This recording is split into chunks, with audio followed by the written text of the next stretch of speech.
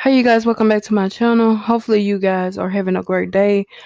Before I get started in this video, I want to send all of my condolences, my prayers and everything out to the family. Um and I do want to let you guys know I am doing this video solely on my reactions. This is no disrespect to the family. Also, I want to give thanks and greatly appreciations towards Truth for Reality for uploading this video. He uploaded this video like 5 months ago, and you guys, I kind of fell off doing reaction videos, but I do want to let you guys know if you have not subscribed to his channel already, go ahead over there and subscribe to his channel, Truth for Reality, because I promise you, you will not be disappointed. If you like to hear like mystery crime stories or you just want to know what happened to a person, why did they die, go over there. So let's go ahead and get started.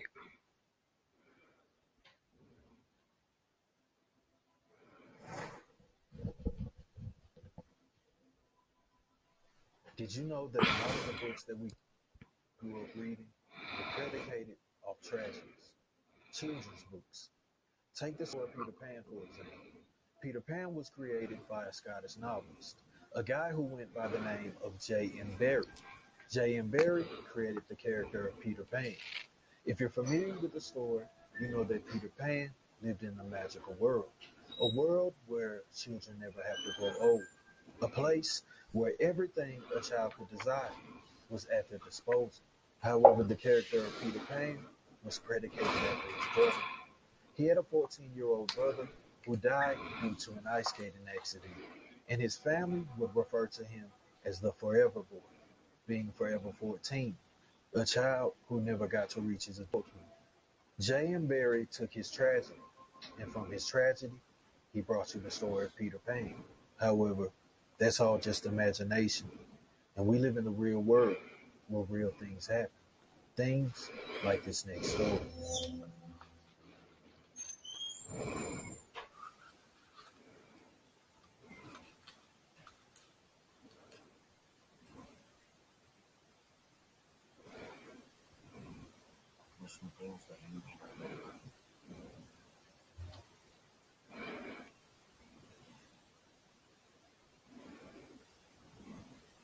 Yep, you gotta do what you gotta do.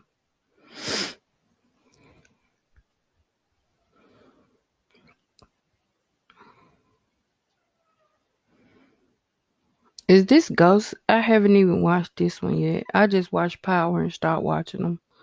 I'm not even gonna lie to you guys.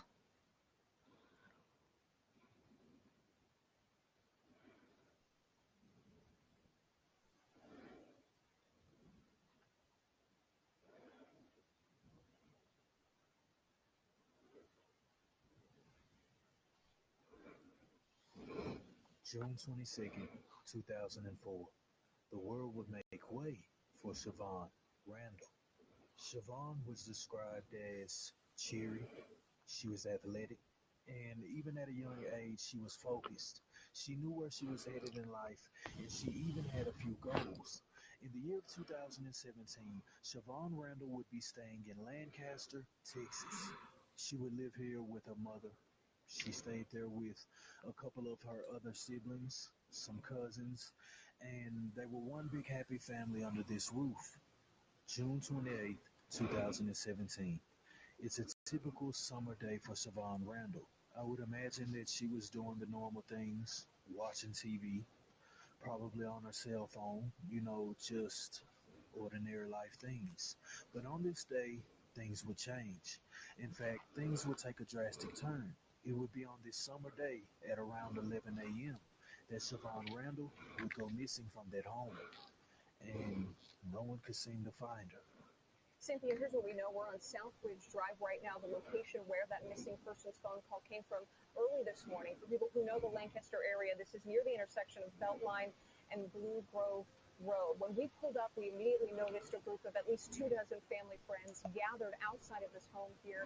We watched them holding a prayer circle, thinking and sending their positive thoughts to 13-year-old Shavon Randle and her family, who are talking to police at this point. We also watched as many of them received that Amber Alert on their phones as they were all gathered together. At this point, they say they're not sharing any comments with the media right now, but they told us they're leaving all the details to police.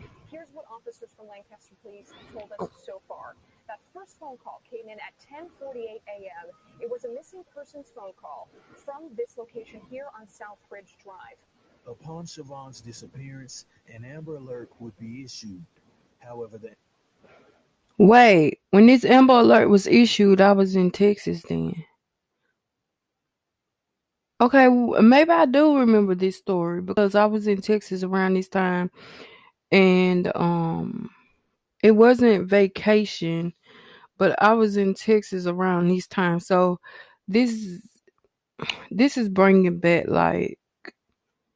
memories. So yeah, I do remember this story.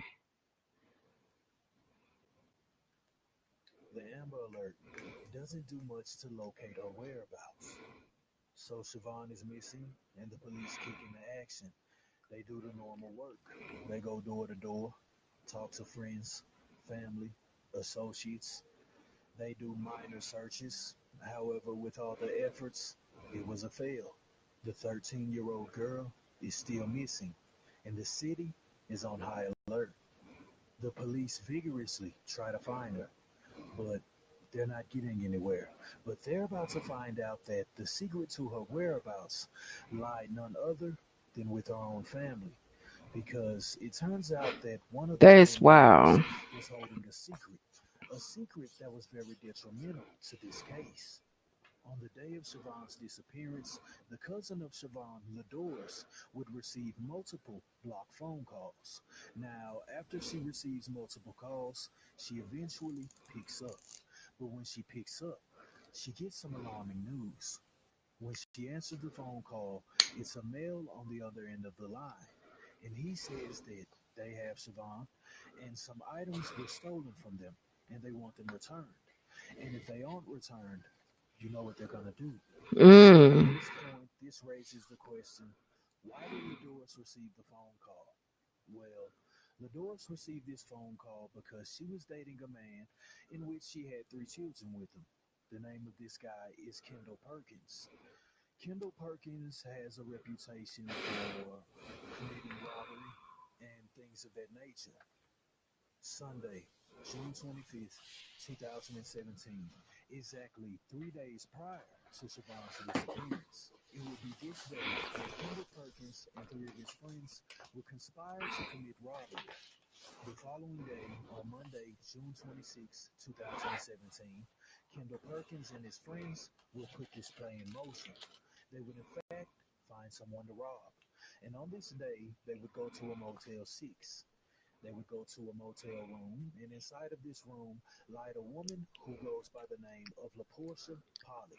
So Kendall Perkins knocks on the door, and then when she answers, he commits the robbery. And he takes over $100,000 worth of drugs and money. The girlfriend of Kendall Perkins, Ladors, details that on the day that he committed this robbery, she did know it happened. And when he came home, he was very nervous. He was antsy. He couldn't sit still. And rightfully so, because he didn't just rob anybody. He actually ended up robbing a few drug lords that were over that area. This situation would, in fact, lead to the kidnapping of Shavon Randle. That's crazy. Now, once they got wind that their property was stolen, they decided that they were going to kidnap someone in order to obtain their things back. At this point, they even know who did it. They know that Kendall Perkins is in fact responsible for the robbery. So they had to plan to kidnap someone, but not just anyone. They decided to kidnap a child. This kidnapping plan would be hatched in order to get their things back.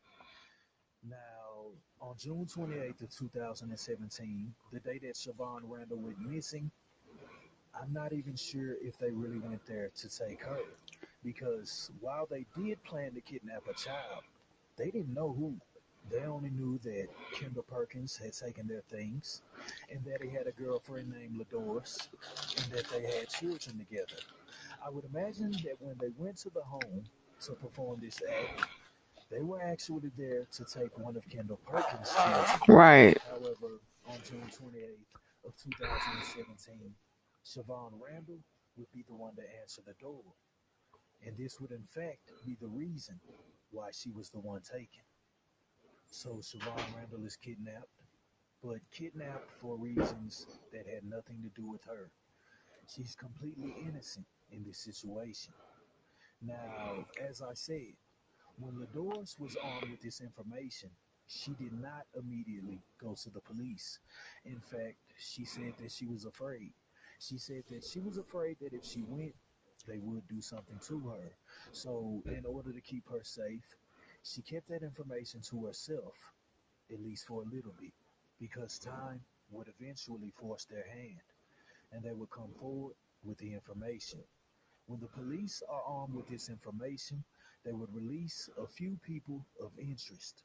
Just minutes ago, the city of Lancaster released pictures of people of interest in the investigation of missing child Shavon Randle.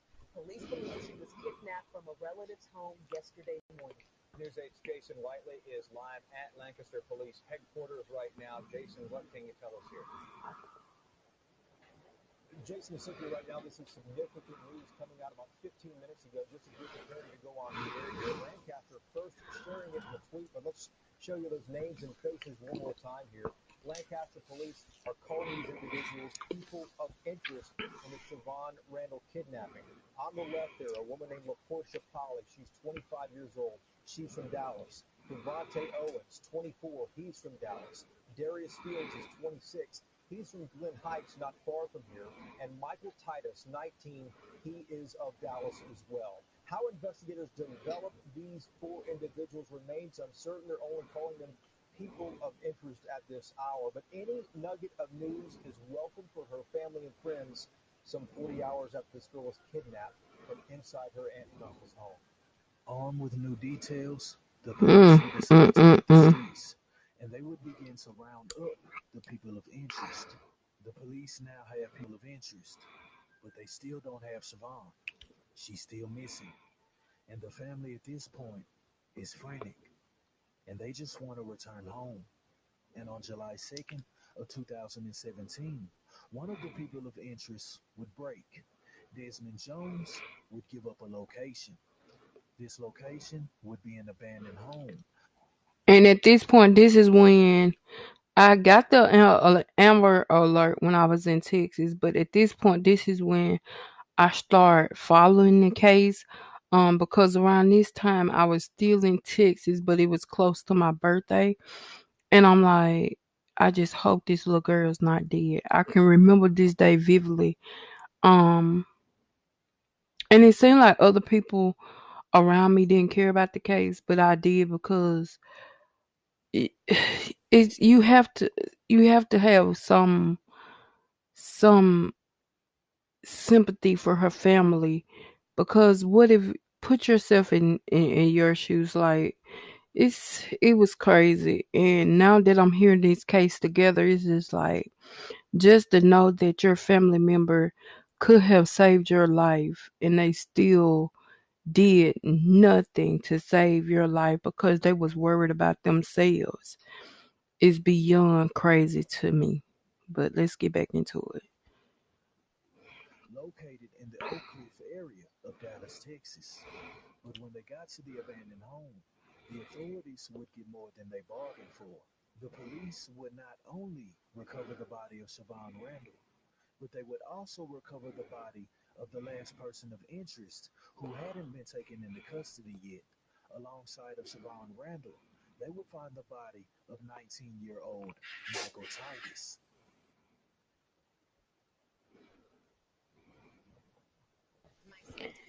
I just don't I just don't get it. Like, maybe it's not for me to get, but I just don't get it, how you can hurt your family member, or you can save them but you're not trying. I just don't get it.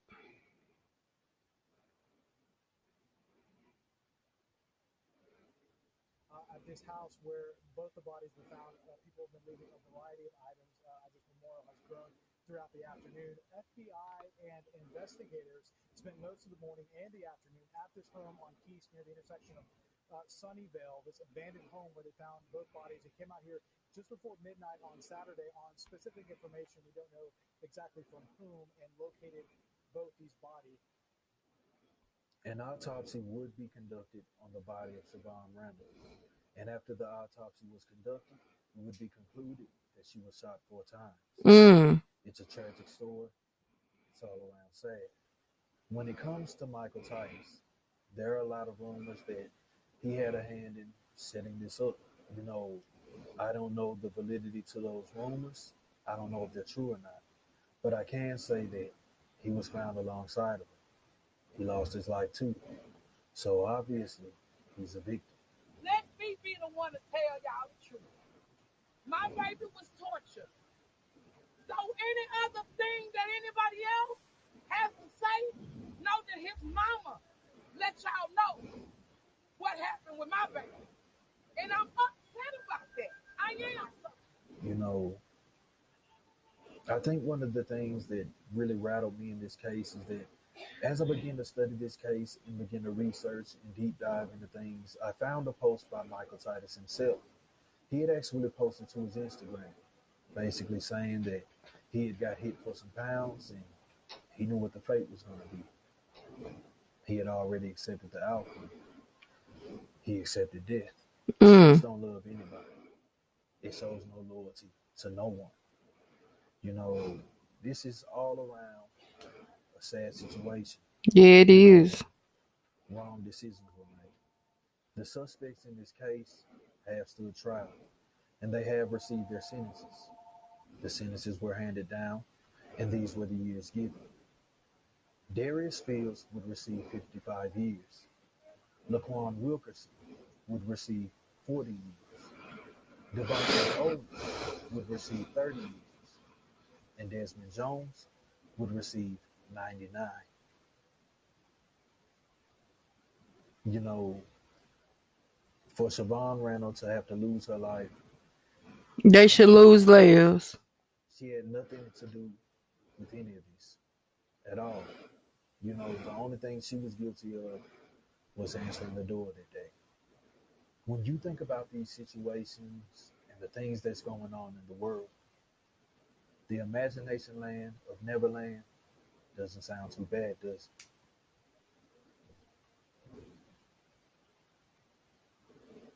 Rest in peace, Shavon Randle. Thank you for being a light for others. R.I.P.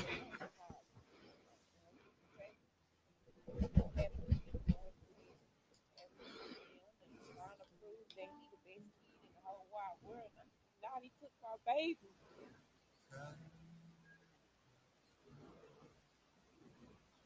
And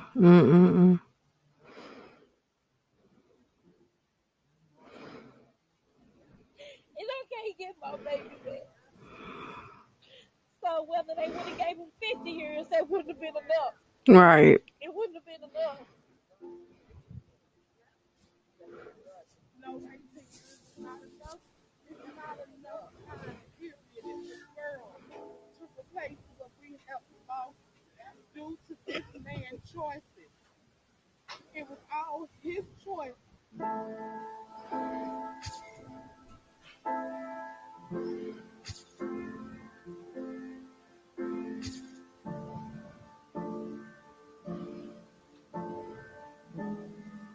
We have to live day to day with memories only because of his actions.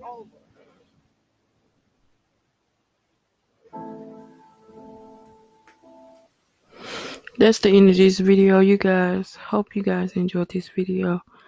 I'll see you guys in my next video. Bye, guys.